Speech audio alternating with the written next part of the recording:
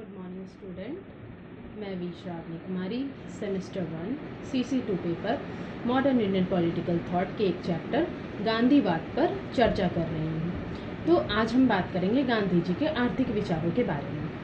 तो राजनीति के समान ही अर्थव्यवस्था के संबंध में गांधी जी का विचार था कि सच्चा अर्थशास्त्र नैतिकता के महान नियमों के प्रतिकूल हो ही नहीं सकता।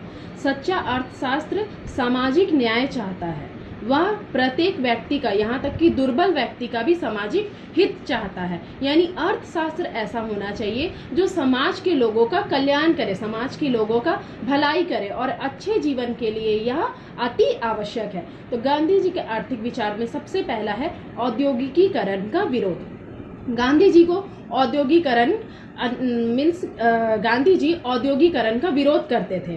गांधी जी के द्वारा औद्योगिक क्रांति और उसके परिणाम स्वरूप जो उत्पन्न केंद्रीकृत अर्थव्यवस्था जो थी, उन्होंने उनका विरोध किया।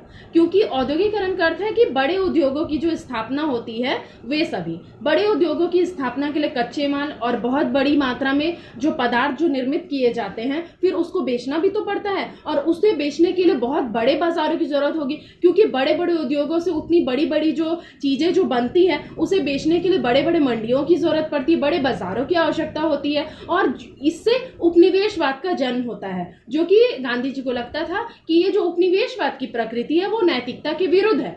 गांधी जी जो थे वे बड़े मशीनों को मानव जाति के लिए अभिशाप मानते थे। उन्हें लगता था कि बड़ी मशीनें जो है मानव जाति के लिए हानिकारक है। उनका विचार था कि समाज में घृणा, द्वेष और जो स्वार्थ में जो वृद्धि हुई है, यानी जो अधिक पैसा कमाने की जो लालसा है, दूसरों से आगे निकलने की जो लालसा है, ये सभी इन्हीं मशीनों का ही फल है।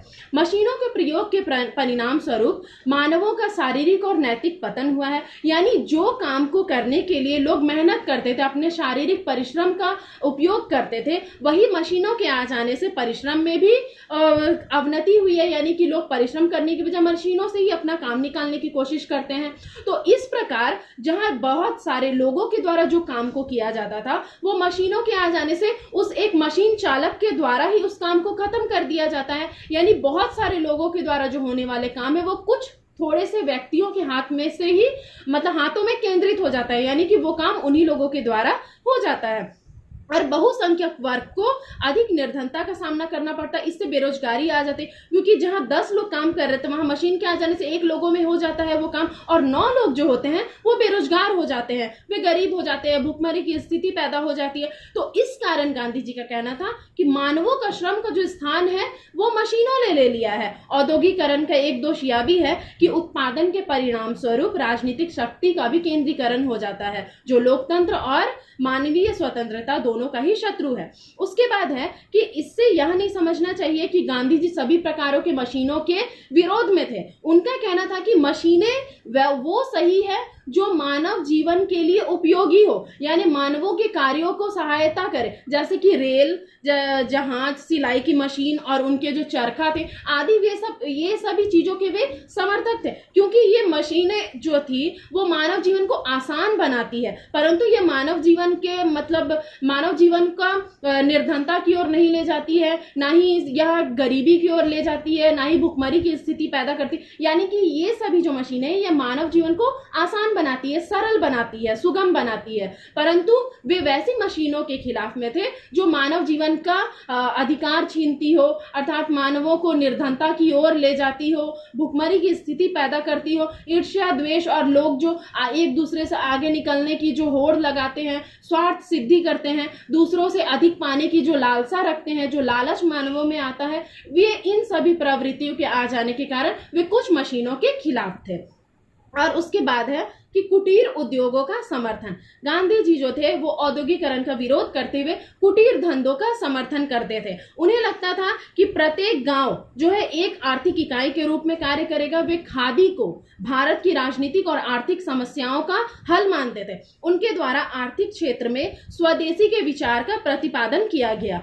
गांधी जी का विचार था कि प्रत्येक देश की अर्थव्यवस्था वहां की जलवायु, वहां की भूमि, वहां के निवासियों के स्वभाव को ध्यान में रखते हुए निश्चित की जानी चाहिए। और इन बातों के आधार पर जहां तक भारत का संबंध है, भारत जो एक कृषि प्रधान देश है और यहाँ पर लघु और कुटीर उद्योगों की ज्यादा मान्यता है, तो इस कारण भारत जो है कुटीर उद्योगों की व्यवस्था के लिए ज्यादा ही सर्वोत्तम है। इसीलिए वे यहाँ पर में औद्योगिकरण का विरोध करते हुए यहाँ पर में कुटीर उद्योगों को ज्यादा वृद्धि करना चाहते थे, क्योंकि उन्हें लगता था कि यहाँ की जो अर्थव्यवस्था है, यहाँ की जो जलवायु, यहाँ की जो भूमि है, यहाँ के निवासियों का जो स्वभाव है, वो सभी कुटीर उद्योगों के लिए एक परफेक्ट है। मीन्स कि ये सभी जो परिस्थितियां हैं कुटीर उद्योगों का समर्थन करती है, उसे बढ़ावा देती है। इस कारण उन्हें लगता था कि भारत एक ऐसा सर्वोत्तम देश है जहां पर में कुटीर उद्योगों को बढ़ावा मिल सकता है।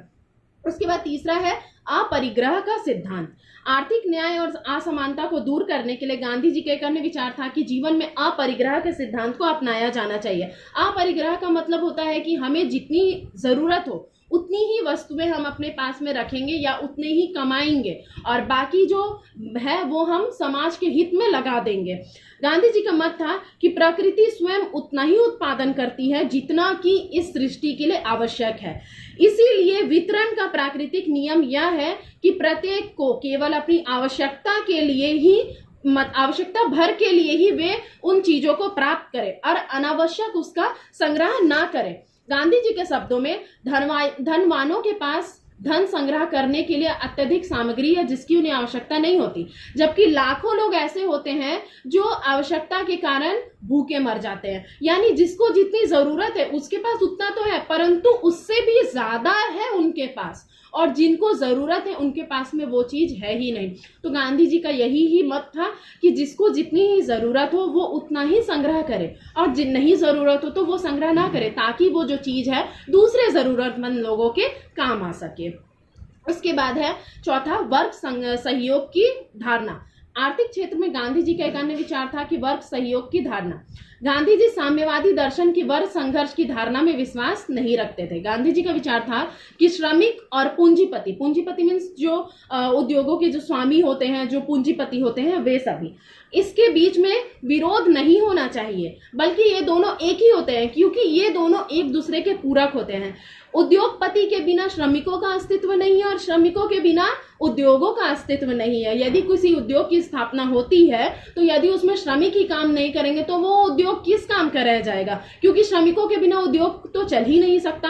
और यदि श्रमिक रहेंगे और उद्योग ही नहीं रहेंगे तो श्रमिक कहाँ जाएंगे काम करने के लिए? उनके पास कोई काम करने के लिए जगह तो होनी चाहिए। तो इसी प्रकार उद्योगपति और जो श्रमिक होते हैं ये दोनों एक दूसरे के पूरक होते हैं, इसलिए उन्हें एक दूसरे का विरोध नहीं करना चाहिए, क्योंकि ये दोनों के बिना मतलब एक दूसरे के बिना इन दोनों का काम चल ही नहीं सकता है। तो गांधी जी का यही मत था कि इन दोनों के विरोध को, इन दोनों के वर्ग संघर्ष को समाप्त करते हुए दोनों के बीच में सहयोग की भावना होनी चाहिए। उसके बाद है संरक्षता का सिद्धांत।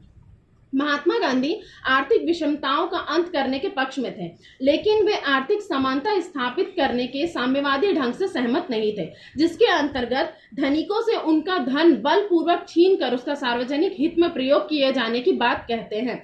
मतलब उन्हें ये चीज बिल्कुल पसंद नहीं था कि धनी लोगों से उनका धन छीन करके सार्वजनिक हित में लगा दिया जाए। गांधी जी का विचार था कि हिंसात्मक होने के कारण साम्यवादी पद्धति उपयोगी नहीं हो सकती। साम्यवादी पद्धति यही है कि बलपूर्वक धनिकों से उनका धन छीन करके दूसरे लोगों के काम में लगा दिया जाए। गांधी जी इस पद्धति से सहमत नहीं थे और उन्हें लगता था कि पूंजीवादी वर्ग को पूर्णतः नष्ट कर देने से समाज उनकी सेवाओं से वंचित रह जाएगा। इस संबंध में गांधी जी का विचार था कि यदि सत्य और अहिंसा के आधार पर सार्वजनिक हित के लिए व्यक्तिगत संपत्ति दी जाए तो वो सही होगा और ऐसा किया जाना ही चाहिए, बल्कि बलपूर्वक नहीं छीना जाना चाहिए। उनकी इच्छा के अनुसार ही उनके धन को समाज के कल्याणों में लगाया जाना चाहिए।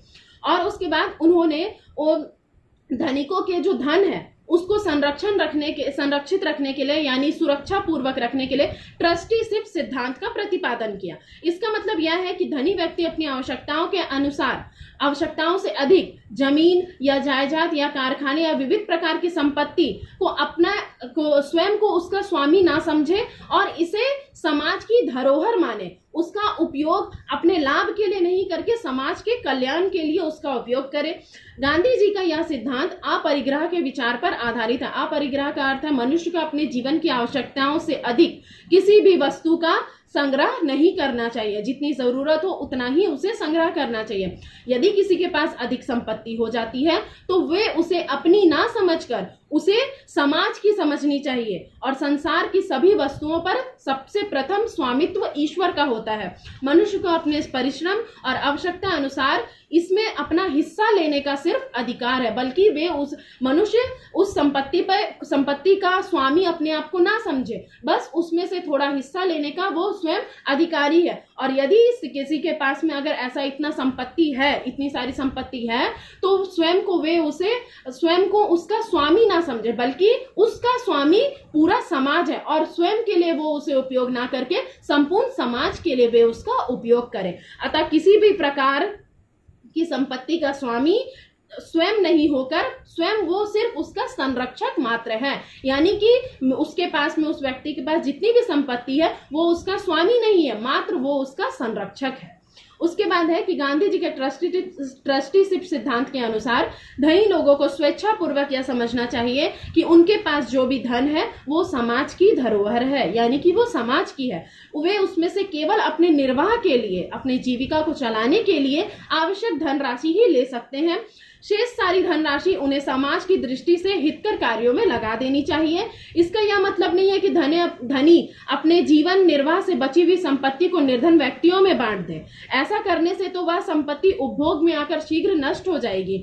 अतः धनिक वर्ग अपनी फालतू संपत्ति को ऐसे उद्योग धंधे में लगाए जिससे साधारण जनता को रोजगार मिल सके। उन्हें दूसरों के काम देकर तथा उत्पादन बढ़ाकर अपनी पूंजी का सदुपयोग सार्वजनिक कल्याण एवं वृद्धि के लिए करना चाहिए। यानी कहने का तात्पर्य ये है कि धनी लोगों के पास जितनी भी धन संपत्ति है, उन्हें ये नहीं चाहिए कि वे गरीबों में सीधा बांट दे, तो ऐसा होगा तो वो संपत्ति शीघ्र नष्ट हो जाएगी, मतलब खत्म हो जाएगी यूज होकर के।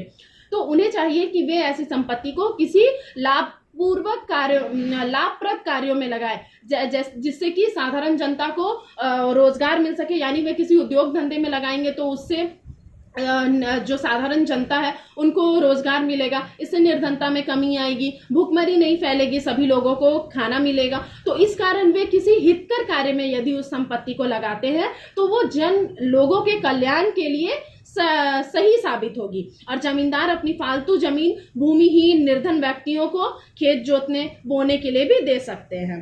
तो गांधी जी के आर्थिक विचारों की कई दार्शनिकों ने और कई विद्वानों ने आलोचना की है। किस आधार पर की है? सबसे पहला आता है कि गांधी जी के द्वारा औद्योगिकरण का जो विरोध और कुटीर धंधों का जो समर्थन किया गया है, आलोचक उसे नितांत विपरीत और अव्यवहारिक बताते हैं। क्योंकि औद्योगिकरण का जो गांधी जी ने विरोध किया और कुटीर धंधों का जो उन्होंने समर्थन किया है, इससे उन्हें लगता है, आलोचकों का कहना है इसके लिए कि यह रचनात्मकता के नियमों को अस्वीकार करता है। यानी कि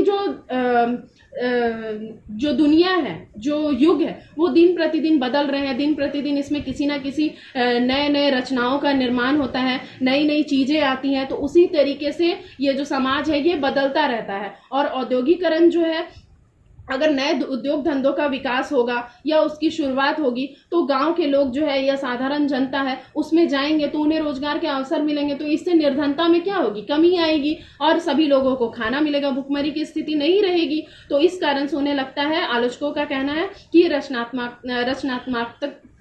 रचनात्मकता के नियमों को अस्वीकार करता है। और दूसरा है कि गांधी जी द्वारा आर्थिक समानता स्थापित करने के लिए जिस ट्रस्टीशिप के सिद्धांत का प्रतिपादन किया गया, आलोचक उसे नितांत अव्यवहारिक बताते हैं। क्योंकि गांधी जी के आलोचकों का यह दृष्टिकोण उन्हें आशावादी प्रतीत होता है। यानी उन्हें झूठा लगता है कि कोई भी धनी व्यक्ति स्वेच्छापूर्वक अपनी संपत्ति को छोड़ने या उसे ट्रस्टी समझने के लिए बिल्कुल तैयार नहीं होगा। कोई भी हो, क्या हम हो या आप हो, कोई भी हो, जो संपत्ति हमारे द्वारा कमाई गई हो, क्या हम उसे ऐसे ही छोड़ देंगे या हम किसी अन्य लोगों को सौंप देंगे? ऐसा संभव बिल्कुल भी नहीं है। इसीलिए आलोचकों का कहना था कि उन्हें यह सिद्धांत आशावादी और मिथ्या प्रतीत होता है। ट्रस्टीशिप का सिद्धांत जो है जन सामान्य के आर्थिक हितों की रक्षा करने का साधन बनने के बजाय पूंजीपति का रक्षा कवच बनकर ही रह जाता है। और आलोचकों के अनुसार ट्रस्टीशिप सिद्धांत का प्रतिपादन पूंजीवाद की रक्षा करने के लिए किया गया है और गांधीवादी दर्शन जो है पूंजीवाद का अभिन्न अंग है। तो इस तरह से आलोचकों ने गांधी जी के आर्थिक विचारों की आलोचना की है। तो मैं इसके अगले वीडियो में गांधी जी के सामाजिक विचारों के बारे में आप लोगों को बताऊंगी। और इस बार गांधी जी के आर्थिक विचारों से संबंधित यदि कोई क्वेश्चन हो या कुछ डाउट हो आप लोगों को, तो आप मुझे जीमेल में मेल कर सकते हैं। मैं अगले वीडियो में उसके आंसर आप लोगों को दूंगी। Thank you.